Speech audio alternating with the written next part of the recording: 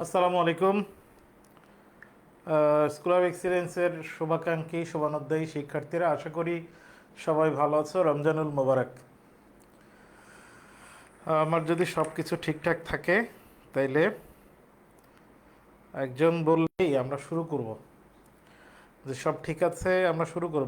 Battle of excellent লার্নারের আজকের Bangla academic class 2025 এবং 2026 সালে যারা এইচএসসি বা আলিম পরীক্ষার্থী তাদের জন্যে আমরা আমাদের প্রত্যেক সপ্তাহে একটা প্রতিযোগিতা রেখেছি এবং প্রত্যেক শনিবার বাংলা একাডেমিক ক্লাস হয় এবং প্রত্যেক রবিবার বাংলা অ্যাডমিশনের ক্লাস হয়। তো 25-26 ব্যাচের সেই একাডেমিক ফ্রি ক্লাসে আমি সবাইকে শুভকামনা জানাচ্ছি। যদি সব ঠিক থাকে, গ্রন্থিক বা অন্য কেউ যদি সব ওকে বলে, তাহলে আমরা শুরু করব। আমরা আজকে বাংলা প্রথম পত্রের অপরিচিতা থেকে সব থেকে বেশি অপরিচিতার মূলভাব, শব্দার্থ এবং গল্প কবিতার অন্য কয়েকটা টপিক থেকে 20টা প্রশ্ন এবং সেই প্রশ্নগুলোর সোর্স কোত্থেকে এসছে এবং সেটার জন্য ঠিক কী ধরনের প্রস্তুতি দরকার, এই একাডেমিকটা অ্যাডমিশনের জন্য ঠিক কিভাবে আগাতে হবে, এইটা নিয়ে আলোচনা করব। সব যদি ঠিক থাকে তাহলে আমরা, মনে হচ্ছে সব ঠিকই আছে, তাহলে আমরা ক্লাসে চলে যাই। আমরা আজকে শুরুতেই বলেছি যে অপরিচিতা এবং অপরিচিতার ছাড়া বেশ কয়েকটা টপিকের প্রশ্ন সলভ করব। প্রথমে যাচ্ছি আমরা, অপরিচিতা গল্পের শীর্ষ মুহূর্ত কোনটি? এই প্রশ্নটা ইন্টারে বলো বা তোমাদের ইন্টারে অথবা অ্যাডমিশনে দুই জায়গার জন্য গুরুত্বপূর্ণ। অপরিচিতা গল্পের শীর্ষ মুহূর্ত কোনটি, তার মানে টোটাল পিক পয়েন্ট, মানে ঠিক কোন জায়গায় গিয়ে গল্পটি একেবারে সর্বোচ্চ চূড়াতে উঠে আবার মোড় পরিবর্তন করেছে, সেই ঘটনাটা কোনটা? আমরা অপরিচিতা গল্পের শুরু থেকে দেখেছি যে অনুপম তার নিজের বিবৃতি, রবীন্দ্রনাথ ঠাকুর অনুপম চরিত্রের মাধ্যমে একজন ব্যক্তিত্বহীন, কিটা পরনির্ভরশীল পরিবারের কোলে কোলে মানুষ, মায়ের কোলে মানুষ, সংসারের হীনতা যার মূল বৈশিষ্ট্য, এরকম একজন ব্যক্তির প্রথমে তার বয়স, তার চরিত্র কেমন, তার প্রথম দিকের গল্প, এরপরে তার বিয়ে উপলক্ষে যখন কনের কথা হয়েছে তার অনুভূতি কেমন ছিল, এই পর্যায়টা ছিল প্রেম আবেগ, তার অনুভূতি কেমন এটা ছিল। এরপরে সে বিশাল আয়োজন করে বিয়ে করতে গেছে, বিয়েতে যাওয়ার পরে যৌতুক বিধান বা যৌতুক নিয়ে কল্যাণ, মানে তৎকালীন হিন্দু সমাজে আমরা জানি যে তৎকালীন হিন্দু সমাজে বিয়ের আসর থেকে খাইয়ে দাইয়ে, বরকে ছাড়া বাকি সবাইকে খাইয়ে বরযাত্রীকে বের করে দেয়া, এবং এই যে লগ্নভ্রষ্ট হওয়ার লৌকিকতা, যেটা সবাই যেটাকে খারাপ মনে করে, সেই লগ্নভ্রষ্ট হইলেও যে মেয়ের পক্ষ এত ব্যক্তিত্ব সম্পন্ন, ছোট লোক পরিবারে মেয়ে দিবে না, বাবা এবং মেয়ে দুইজনই সম্মত হয়, এরকম জায়গা আসলে খুবই তৎকালীন সমাজে তো ঘটতো না, এটা উদাহরণও নাই। সেরকম একটা ঘটনা ঠিক যে মুহূর্তে সোমনাথ সেন কল্যাণীকে বিয়ে দিতে রাজি না হয়, অনুপমকে ফেরত দেয়, সেটাই হচ্ছে এই গল্পের শীর্ষ মুহূর্ত, একবারে পিক পয়েন্ট। তো সেই জায়গা আমরা একটু দেখি যে ওই জায়গাটা কোন জায়গা থেকে আসলে এই প্রশ্নটা হয়। এই প্রশ্নটা হয় অপরিচিতা গল্পের মূলভাব থেকে। অপরিচিতা গল্পের মূলভাবের এই প্রশ্নের উত্তর এবং এর পাশাপাশি বেশ কিছু তথ্য আমরা একটু পড়ে ফেলি। অপরিচিতা গল্প উত্তম পুরুষের জবানিতে লেখা।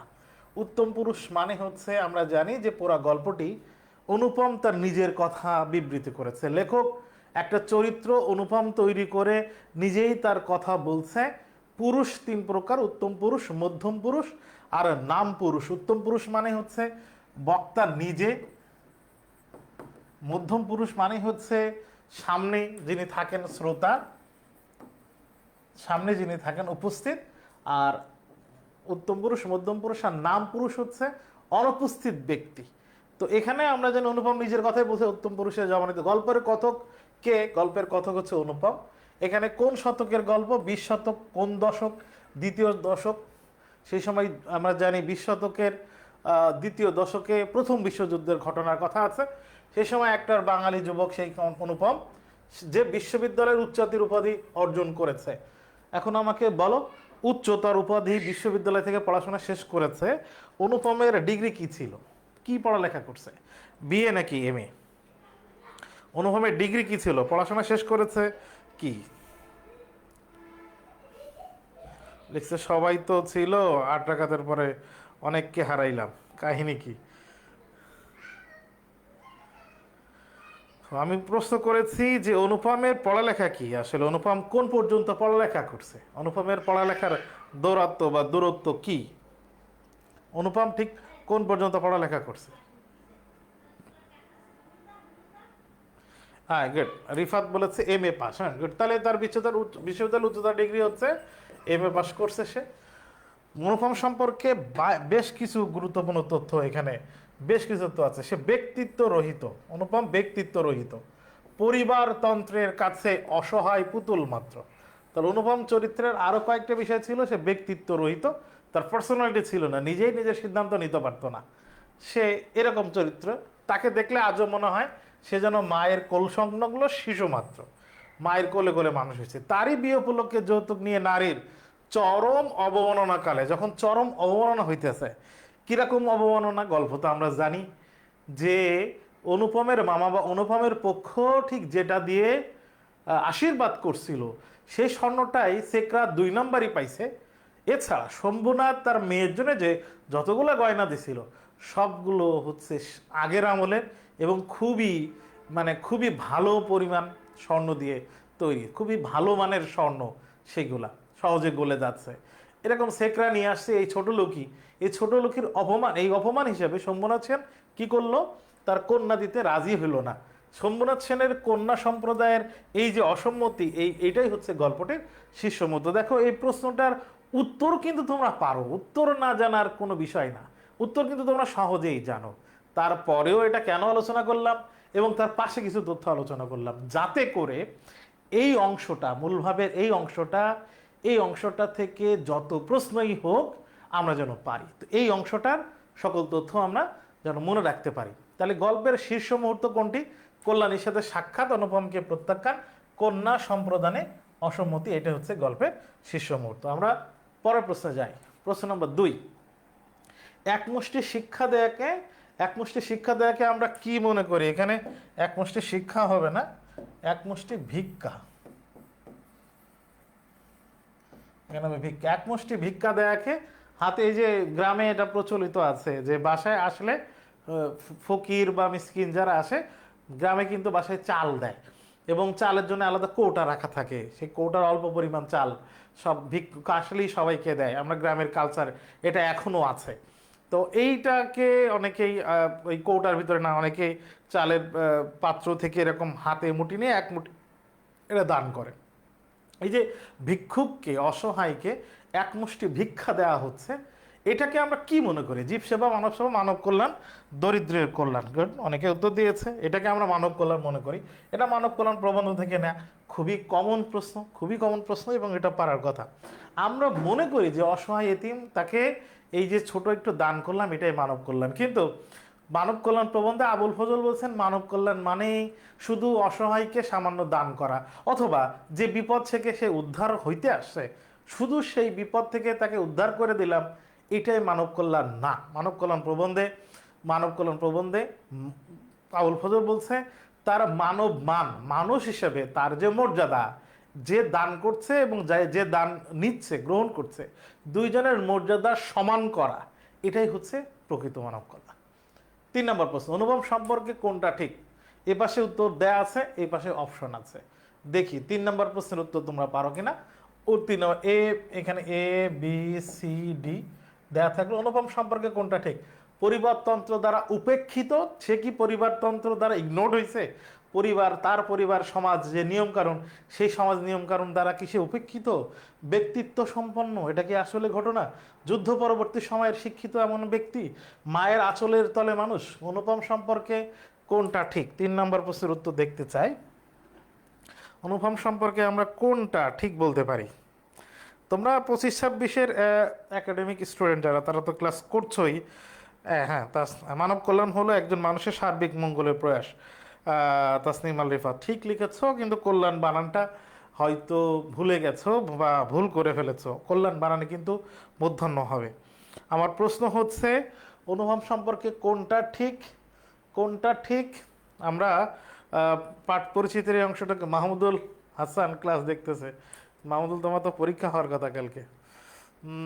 অনুপম সম্পর্কে কোনটা ঠিক আমি একটু দেখতে চাই যে তোমরা কি লিখছো।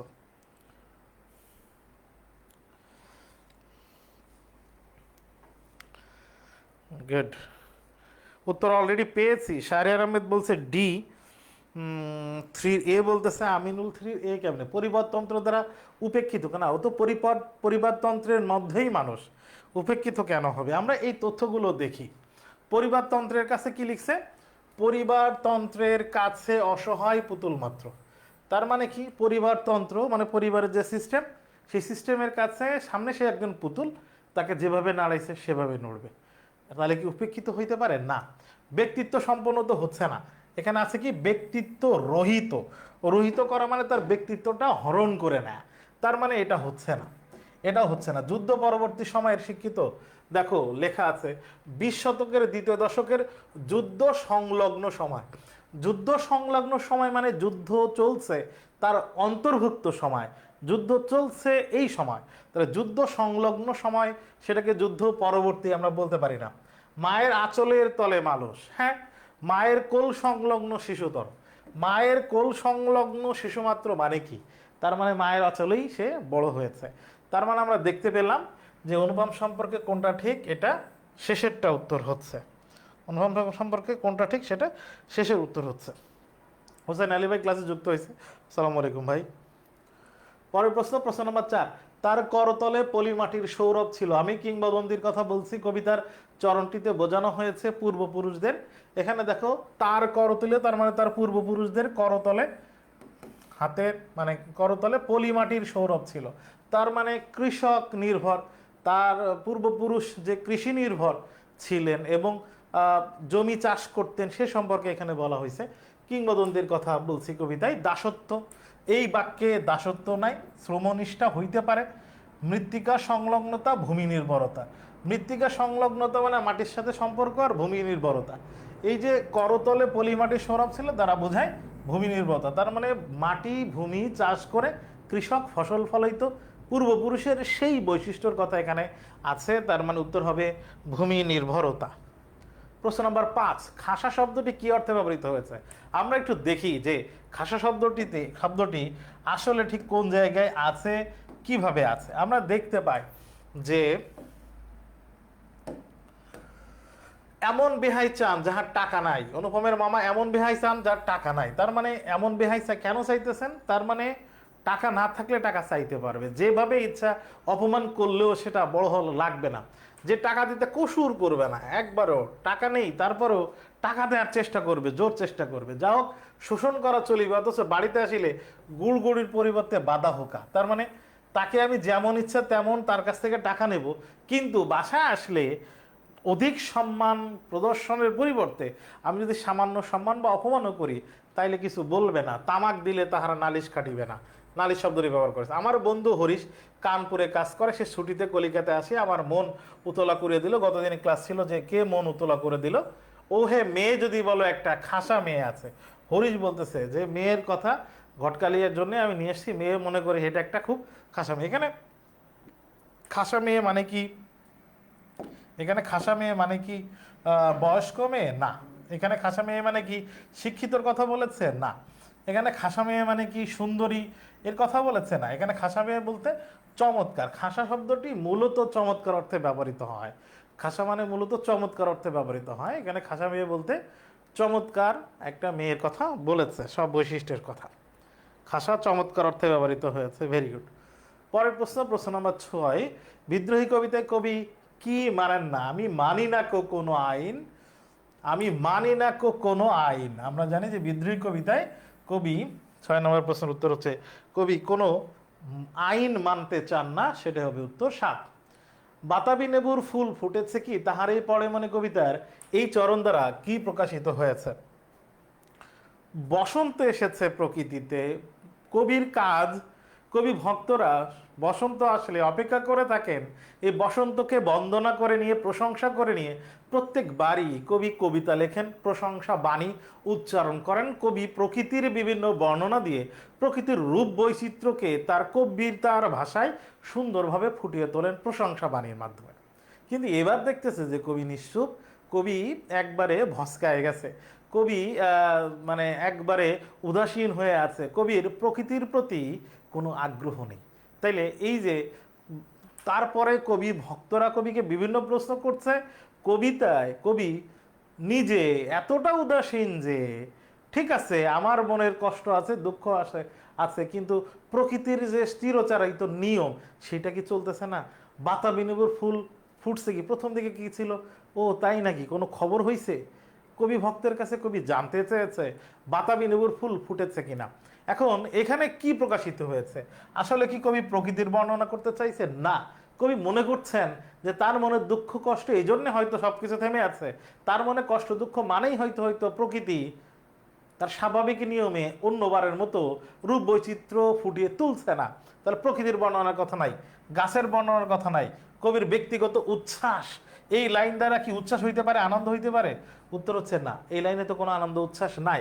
কবির হাহাকার প্রকাশিত হয়েছে নিজের মনের অবস্থা, নিজের মনের অবস্থার জন্যে উনি এতটা জর্জরিত, উনি এতটা মানে এতটা নিজেকে উনি সংকুচিত করে রেখেছেন যে প্রকৃতির রূপ বৈচিত্র্য তার কাছে মনেই হচ্ছে না কোনো পরিবর্তন। তাহলে এখানে কবির মনের হাহাকারের কারণে এই ঘটনাটা ঘটেছে।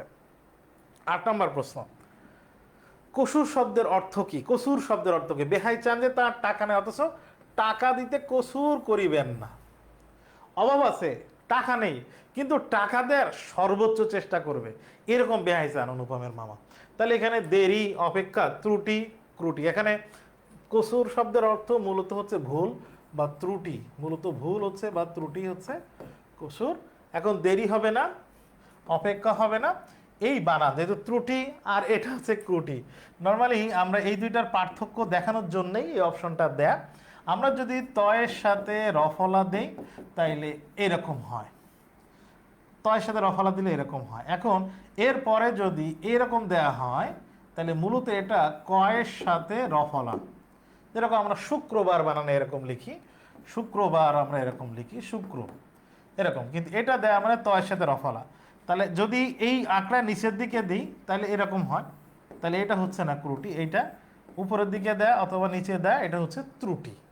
তাহলে 8 নম্বর প্রশ্নের উত্তর হচ্ছে ত্রুটি। প্রশ্ন নাম্বার 9 যাওয়ার আগে আমরা নর্মালি এই ক্লাসগুলোতে আমাদের চলমান দুইটা কোর্স সম্পর্কে একটু তোমাদেরকে বলে থাকি। যারা ক্লাস করছো, তোমরা অ্যাডমিশনের শিক্ষার্থী হও বা আমাদের শুভানুধ্যায়ী শুভাকাঙ্ক্ষী যেই হও, আমাদের দুইটা কোর্স চলমান রয়েছে। ফাইনাল প্রিপারেশন ব্যাচ, যেখানে আমরা ধরে ধরে বাংলা প্রথম পত্রের দ্বিতীয় পত্রের একবার বেসিক বোঝাচ্ছি, প্রত্যেকটা লাইন শব্দ ধরে ধরে, প্রত্যেকটা গল্প প্রবন্ধ কবিতার। এখানে দীর্ঘ 75টা ক্লাসে বাংলা কোর্স শেষ হবে। একবারে শুরু থেকে শেষ পর্যন্ত থাকলে তার অ্যাডমিশন এবং একাডেমিকের খুঁটিনাটি সব কিছু সে শিখতে পারবে। যেখানে সব মানবিকের সব সাবজেক্ট আছে, বাংলার কোর্স আউটলাইনটা শুধু বললাম, খুবই নামমাত্র মূল্যে মানবিকের সব সাবজেক্টের ক্লাস, আলিমেরও আছে সেখানে, আলিমের সব সাবজেক্টেরও ক্লাস হচ্ছে। এই একটা কোর্সের বিজ্ঞাপন একটু দিয়ে নিলাম। প্রশ্ন নাম্বার 9, কোনটি আরবি শব্দ নয়? আমরা দেখি মেয়ে যদি থাকে তাহলে একটা খাসা মেয়ে আছে, এই খাসা শব্দ এখানে ব্যবহার করা হয়েছে। আমরা দেখছি যে বাদা হুকা, তামাক, হুকার শব্দটা ব্যবহার করা হয়েছে। আমরা দেখছি এই যে এমন বেআই চান যে টাকা দিতে কসুর করবে না, কচুর শব্দটা ব্যবহার করা হয়েছে। এই খাসা শব্দ, হুকা শব্দ এবং কসুর, খাসা হচ্ছে আরবি শব্দ, হুকা হচ্ছে আরবি ভাষার শব্দ, কসুর করবেন না এটাও আরবি ভাষার শব্দ, নালিশ হচ্ছে ফার্সি ভাষার শব্দ, নালিশ ফার্সি ভাষার শব্দ, এই জন্যে উত্তর হচ্ছে নালিশ। এখানে নালিশ ফার্সি শব্দ, নালিশ ফার্সি শব্দ, বাকি দুইটা সাজু ইসলাম ওয়ালাইকুম আসসালাম, বাকি দুইটা খাসা, হুকা এবং কসুর, এই দুইটা হচ্ছে, তিনটা হচ্ছে আরবি শব্দ। তাহলে এখানে আর যেহেতু প্রশ্ন হয়েছে কোনটা আরবি শব্দ নয়, উত্তর হচ্ছে নালিশ। আমরা দেখতে পাই প্রশ্ন নাম্বার 10, মঙ্গল ঘট কার প্রতীক? প্রথমে আমরা দেখব যে অপরিচিত গল্পের ঠিক কোন জায়গায় মঙ্গল ঘট নিয়ে বলেছে।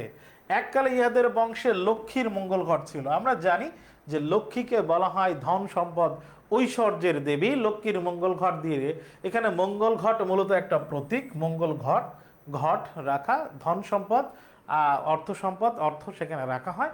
তাহলে এখানে লক্ষ্মীর মঙ্গল ঘটটা একটা প্রতীক হিসেবে ব্যবহার করা হয়েছে। কিসের প্রতীক? বিষ্ণু, শিব, দুর্গা, লক্ষ্মী। আমরা দেখছি লক্ষ্মী, দেবী লক্ষ্মী বংশের লক্ষ্মীর মঙ্গল ঘট ভরা ছিল, এখন তা শূন্য বলিলে হয়, অথচ তলায় সামান্য বাকি আছে। এর মানে শম্ভুনাথের একসময় অনেক টাকা পয়সা ছিল এই ফ্যামিলিতে, লক্ষ্মীর মঙ্গল ঘট ছিল।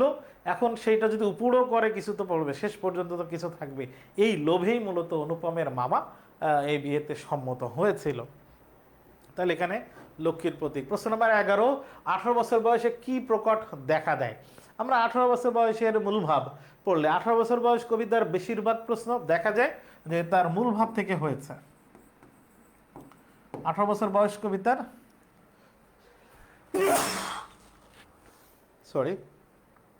মূল ভাব থেকে হয়েছে। আমরা কি এখানে মানবিক সম্পর্ক দেখি? আমরা কি এখানে জীবন সংকট কি শুধু বলা হয়েছে? এখানে অনুভূতির তীব্রতা এবং অস্তিত্ব সংকট কি বলা হয়েছে? হ্যাঁ, এক পর্যায়ে গিয়ে অস্তিত্ব সংকটের কথা আছে। তার মানে কি এরকম যে কবিতার পুরাটা জায়গা জুড়ে শুধু অস্তিত্বের সংকট নিয়ে আলোচনা হয়েছে? উত্তর হচ্ছে না।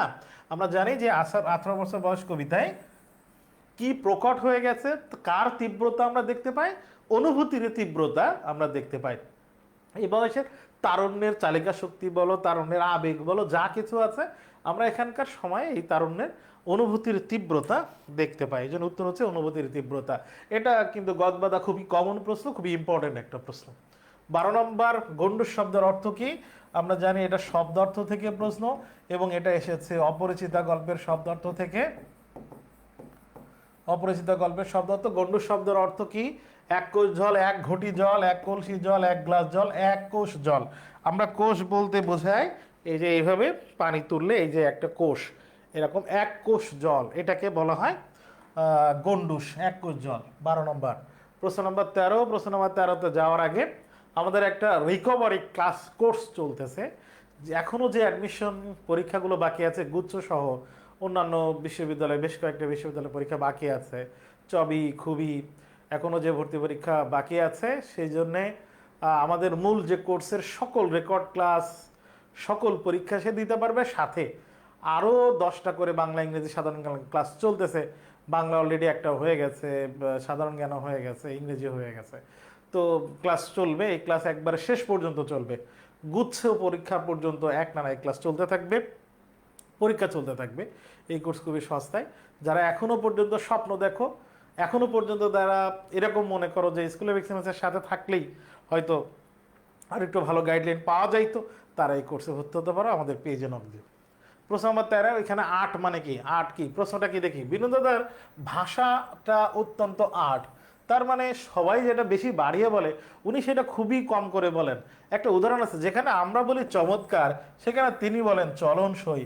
যেখানে আমরা বলি খুবই সুন্দর সেটা সে বলে, বিনোদা বলে চলে মোটামুটি। অতএব বুঝিলাম আমার ভাগ্যে প্রজাপতির সঙ্গে পঞ্চস্বরের কোনো বিরোধ নেই। মনে হইলো যে বিয়ের দেবতার সাথে প্রেম বা মদন দেবের কোনো বিরোধ আমি দেখতে পাচ্ছি না।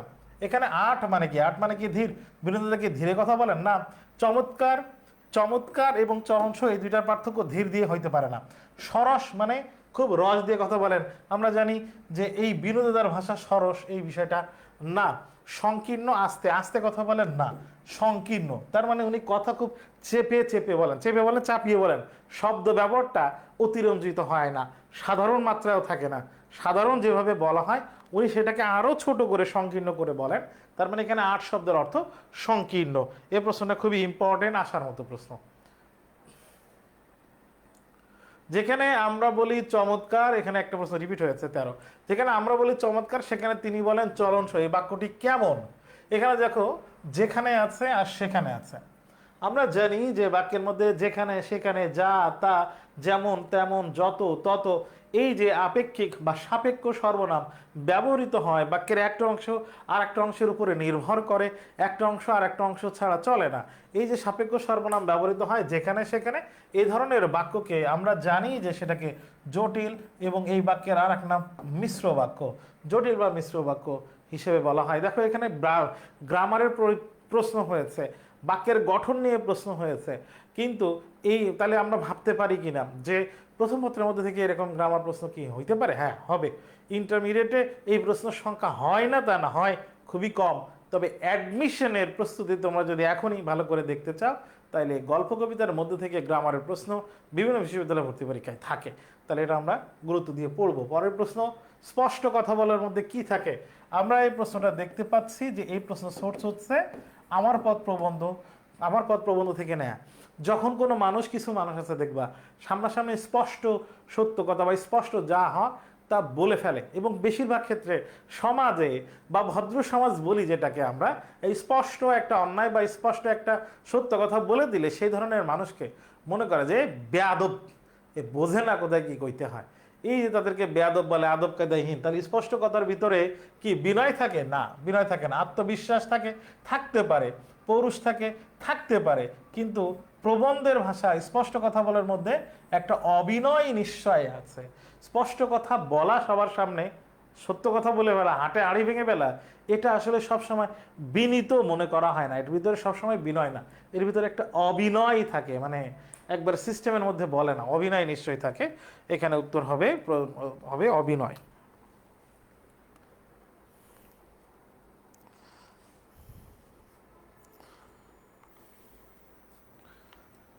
প্রশ্ন নম্বর 15, সোনারতরী কবিতা একই সঙ্গে অন্তর্লীন হয়ে আছে। আমরা জানি যে সোনারতরী কবিতা একটা কবির জীবন দর্শন দিয়ে তৈরি করা একটা একটা দর্শন উনি তুলে ধরেছেন এখানে। এখন এই দর্শন, এই কবিতার বাক্য বা ভাষার মধ্যে দুইটা বিষয় একবার একাকার হয়ে গেছে, দুইটা বিষয় মিলে গেছে। সেটা কি? মহাকালের চিরন্ত স্রোত, মানুষের অনৈবার্য প্রণীতে। এটা তো হইতেই পারে। আমরা জানি যে একটা সময় পরে মানুষকে যেতেই হবে, সে যা কিছু সৃষ্টি করেছে এগুলোকে রেখে। তো চিরন্তন পরিণতি কি, অনিবার্য কোনটা, যেটাকে সে থামাতেই পারবে না, কারণ এই সময়ের আবর্তে তাকে বিলীন হতে হবে। এটা শূন্যতার অনুপম আনন্দ। আমরা জানি যে এই কবিতায় শূন্যতার ভিতরেও যে আনন্দ হইতে পারে, যে কবি বলতেছেন, একজন শিল্পস্রষ্টা কবি, সে তার সৃষ্টিকর্ম রেখে যাবে, এবং এই রেখে যাওয়ার মধ্যে তাকে বিদায় নিতে হবে। সে জানে তার নিয়তি এটা। এই যে তার সৃষ্টিকর্ম বা শ্রেষ্ঠ সৃষ্টিকর্ম রেখে যাওয়া, তার এই শূন্যতাই এক ধরনের পরিপূর্ণতা দিচ্ছে তাকে, এই অপূর্ণতাই তাকে এক ধরনের আনন্দ দিচ্ছে। এই শূন্যতার আনন্দ এখানে আছে। তার মানে আমরা একটি জীবন দর্শন একই সঙ্গে অন্তর্লীন হয়ে আছে বলতে যখন বোঝাবে, তখন বুঝতে হবে যে দুইটা বিপরীতধর্মী বিষয় বা দুইটা ভিন্ন বিষয় একসাথে কিভাবে আছে। তার মানে এখানে মহাকালের চিরন্তন স্রোত, মানুষের মৃত্যু অনিবার্য, এটাও আছে। শূন্যতার অনুপম আনন্দ এখানে আছে। তার মানে উত্তর হবে 2 ও 3। একই সঙ্গে অন্তর্লীন হয়ে আছে, এই বাক্যটা সরাসরি মূলভাব থেকে নেয়া। এই মূলভাবে আমরা এই দুইটা দেখতে পাই এই বাক্যের মধ্যে। প্রশ্ন নম্বর 16, তাহারে পরিমাণে কবিতার গঠন রীতির বৈশিষ্ট্য কি? এটাও মূলভাব থেকে না। আগেরটা আমরা যেটা দেখেছি এটাও সোনারতরী কবিতার মূলভাব, ভালো করে পড়লে মূলভাবে তোমরা এটা পাবে। আর এটাও মূলভাব থেকে নেয়া। তাহারে পরিমাণে কবিতার মূলভাব থেকে প্রচুর এমসিকিউ আসে অ্যাডমিশন এবং মানে তোমাদের একাডেমিকে। তাহারে পরিমাণে কবিতার মূলভাব থেকে, বেশিরভাগ কবিতার মূলভাব থেকে দেখবা প্রচুর প্রশ্ন হয়। তাহলে মূলভাবটা আমরা সেভাবে খুব ভালো করে পড়বো। গঠনরীতির বৈশিষ্ট্য অনুযায়ী তাহারে পরিমাণে কবিতা এর অন্যতম বৈশিষ্ট্য হচ্ছে এর নাটকীয়তা। তাহারে পরিমাণে কবিতার গঠনরীতির বৈশিষ্ট্যের দিক থেকে এর নাটকীয়তা একটা ভিন্ন বৈশিষ্ট্য দেয়। নাটকীয়তা উত্তর হবে বাহকের মাথায় খড় চাপাতে ব্যস্ত ছিল কে? এটা মাসি পিসি গল্প থেকে নেয়া। মাসি পিসি গল্প থেকে নেয়া। বাহকের মাথায় খড় চাপাতে কে ব্যস্ত ছিল? প্রশ্ন নম্বর 17-র উত্তর কি হবে? আমি এটা দেখতে চাই যে তোমরা কি লিখতেছ। প্রশ্ন নম্বর 17 এখনো পর্যন্ত উত্তর দেখি নাই। প্রশ্ন নম্বর 17-র উত্তর কি? তাহারে পরে মানে মাসি পিসি গল্পে বাহকের মাথায় খড় চাপাতে ব্যস্ত ছিল কে? বাহকের মাথায় খড় চাপাতে ব্যস্ত ছিল, আসসালামু আলাইকুম সাকিব শাহরিয়ার স্যার, খড় চাপাতে ব্যস্ত ছিল। 17 নম্বরের উত্তর খ, কানাই। কানাই ব্যস্ত ছিল। এখনো পর্যন্ত উত্তর উল্টোপাল্টা উত্তর দিচ্ছে। 17 জনি বর্মন বলতেছে 17 হ্যাঁ ফাইন। তা বাহকের মাথায় খড় চাপাতে ব্যস্ত ছিল কৈলাস। তাকে এই গল্পে কৈলেশ বলা হয়েছে, আঞ্চলিক স্টাইলে তাকে কৈলেশ বলা হয়েছে। প্রশ্ন নাম্বার 18 যাব। তার আগে আমি আজকের ক্লাসে যে দুইটা বিজ্ঞাপন দিয়েছি, যে দুইটা বিশেষ কোর্স নিয়ে আলোচনা করেছে, আমাদের একাডেমিক যেটাকে ফাইনাল প্রিপারেশন ব্যাচ 25, আর আমাদের রিকভারি ব্যাচ ক্লাস চলছে অ্যাডমিশনে, সেই দুইটা প্রশ্ন নম্বর 18, কোন কবিতা অন্তর্লীন হয়ে আছে কবির জীবন দর্শন, গভীর জীবন দর্শন? কবির বা মানুষের গভীর জীবন দর্শন আছে কোন কবিতায়? তাহারে পরমাণু কবিতায় তো ব্যক্তি জীবনের হাহাকার, কবির ব্যক্তি জীবনের হাহাকার আছে। বিদ্রোহী কবিতার বিদ্রোহী সত্তা, 18 বছর বয়স হচ্ছে 18 তারুণ্য হচ্ছে না, তাহলে সোনারতরী কবিতার, এটাও মূল ভাব থেকে আসা। মূল ভাব ভালো করে পড়লে এই অনুধাবন এবং একটু ডিপ অনুধাবনের প্রশ্ন আমরা সহজেই পারবো, যদি প্রত্যেক গল্প কবিতার মূল ভাব খুব সিরিয়াসলি খুব ভালো করে আমরা পড়ে ফেলি। অদম্য 18 বছর বয়সের আছে সব দুর্যোগ আর দুর্বিপাক মোকাবেলা করার কি আছে? 18 বছর বয়স অদম্য, মানলাম। এই অদম্য 18 বছর বয়স যা দমন করা যায় না, এই শব্দটা কিন্তু বিশেষণ, কারণ আমরা জানি এই অদম্য শব্দটা 18 বছর বয়সকে মডিফাই করেছে। তাহলে একটা শব্দ অন্য শব্দকে যখন বিশেষিত করে তখন সেটা বিশেষণ হয়, অদম্য শব্দটা বিশেষণ। এই দুর্যোগ মোকাবেলা করার সকল হাতিয়ার, প্রয়োজনীয় পেশি শক্তি, প্রয়োজনীয় অর্থ অদম্য প্রাণ শক্তি। আমরা জানি যে 18 বছর বয়সের যে তারুণ্য, সে দুর্যোগ এবং দুর্বিপাক মোকাবেলা করার মতো অদম্য প্রাণ শক্তি তার মধ্যে আছে। এখানকার অদম্যটা বিশেষণ আর এই প্রাণ শক্তি শব্দটা কিন্তু বিশেষ্য। অদম্যটা বিশেষণ আর প্রাণ শক্তি শব্দটা কিন্তু বিশেষ্য। প্রশ্ন নাম্বার 20, সর্বশেষ প্রশ্ন, অপরিচিতা গল্পের কোন তথ্যটি এখানে সঠিক? এখানকার কোন তথ্যটি সঠিক? মা আমাদের সমস্ত সংসারের প্রধান পণ্য সামগ্রী না, এখানে গল্পে বলা আছে গর্বের সামগ্রী, তাহলে এটা হবে গর্বের। শম্ভুনাথ বাবুর ব্যবহারটা নেহাত বাজে না, শম্ভুনাথ ব্যবহারটা কি বাজে ছিল? না, নেহাত ঠান্ডা, খুব উচ্চবাচ্য করে নাই। বিয়ের আসরে গেলে তাকে যে খুবই মামা এবং বরযাত্রীদের বিশাল আয়োজন করে মানে তাদেরকে সাদরে গ্রহণ করে নেওয়ার মতো উত্তেজিত হয়ে যায় না, ঠান্ডা ছিল, এই জন্য কি মামা মন খারাপ করছিল, ঠান্ডা হবে। মামা বিবাহ বাড়িতে ঢুকিয়া খুশি হইলেন না, খুশি হইলেন না। বিবাহ বাড়িতে গিয়ে মানে শম্ভুনাথ যদি এরকম ঠান্ডা থাকে, ঠান্ডা মেজাজের থাকে, উত্তেজিত হয়ে তারে জড়ায় মনে ধরে বিশাল আন্তরিকতা দেখাইতেছে না, তাহলে কি খুশি হবে? না, খুশি হইলেন না। তাহলে এখানে না হবে, এখানে ঠান্ডা হবে গর্বের।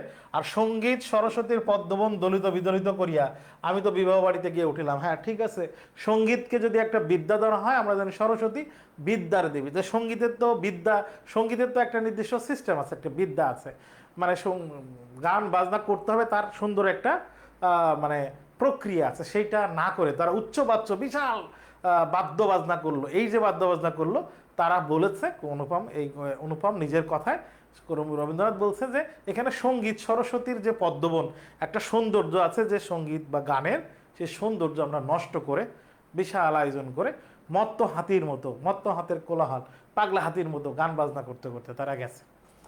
এইটা ছিল আজকের একাডেমিক 25-26 ব্যাচের জন্যে আমাদের free academic class excellent learner week of the. আমরা একটা উইকের এক্সিলেন্ট লার্নার নির্ণয় করছি, তার জন্য বিশেষ পুরস্কার থাকবে। এবং এই পরীক্ষা আমরা যে ক্লাস নিচ্ছি, এই ক্লাসের উপরে একটা পরীক্ষা হবে। পরীক্ষা যখন আমরা সিস্টেমটা ডেভেলপ করে ফেলবো, আমরা আমাদের পেজে জানিয়ে দেবো, এবং সেখানে তোমাদের জন্য বিশেষ পুরস্কার থাকছে। তো তোমাদের সাথে নেক্সট ক্লাসে, আগামীকাল অ্যাডমিশনের এরকম ফ্রি ক্লাস আছে, একাডেমিকের ক্লাস হবে আবার আগামী শনিবার। তো তোমাদের নেক্সট ক্লাসে আবার দেখা হচ্ছে, ততক্ষণ ভালো থাকো, সুস্থ থাকো, আসসালামু আলাইকুম।